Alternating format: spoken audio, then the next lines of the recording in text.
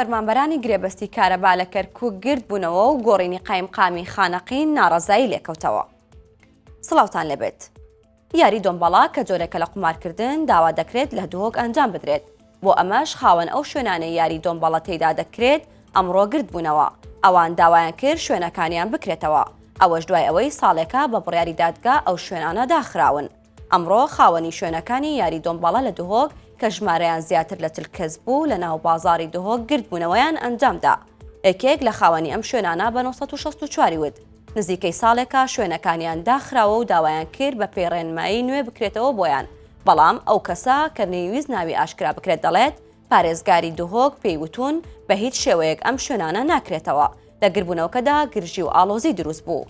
خاوەن ئەو شوێنەکان هێرشیان کردە سەر چەند ڕۆژنامەوانێک و دواتر گربوونەوەکە گوازرایەوە ناو پارکی نەورۆز لە بازاڕی دهۆک.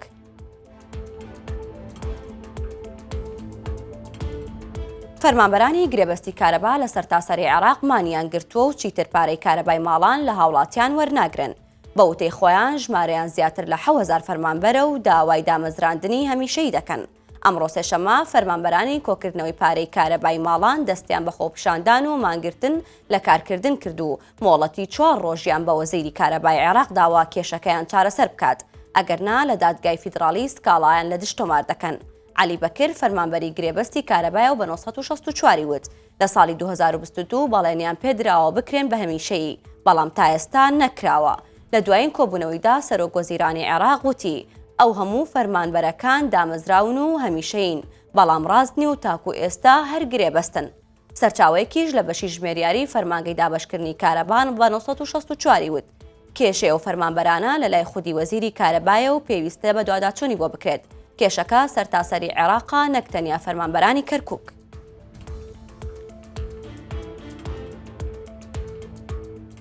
ئەمڕۆ سێشەممە ژمارەیەک لە فەرمانبەرانی قایمقامەت و دانیشتوانی ناوەندی خانەقین لە بەردەمباڵەخانەی قایمقامەتی شارەکە گرت بوونەوە. ئەوەش بە مەبەستی پاڵپشتیکردنی قایمقامی شارەکە و مانەوەی لە پۆستەکەی.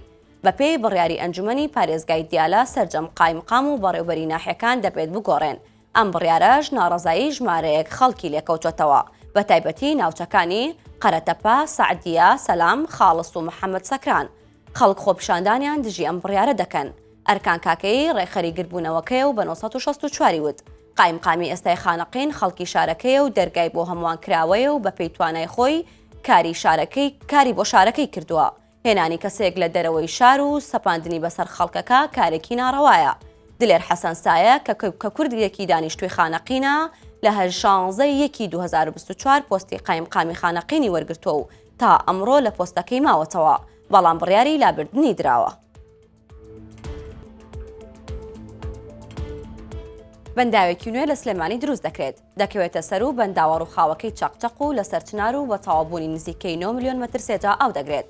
ڕەحمانخانی بەڕێوەبەری گشتی بەنداوەکانی هەرێم بە 964 ڕاگەیاند. لە سەداسی کارەکانی بەنداوەکە تەواو بوو و ناوی لێنراوە چەقچەق 2. وتیشی ئێستا لە قۆناغی پشکنینی بەردەکانی ژێربەنداوەکەین و بەنداوەکەش بە کۆنکرێت دروست دەکرێت.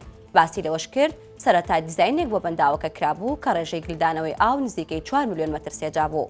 بەڵام بە نوێکردنەوەی دیزاینەکەی ئێستا نزیکەی 9 ملیۆن مەتر سێجا ئاو دەگرێت. خانی ڕوونی کردەوە لە دوای تەواوبوونی بەنداوەکە کە تاکو هاوینی داهاتوو درێژە دەکێشێت، ماستەر پلانی گەشتیاریشیان بۆ خوار بەنداوەکە دروست دەکرێت و سوودی بۆ کەرتی گەشتیاریش دەبێت. هەواڵەکانم پێشکەشکردن کاتێکی خۆش.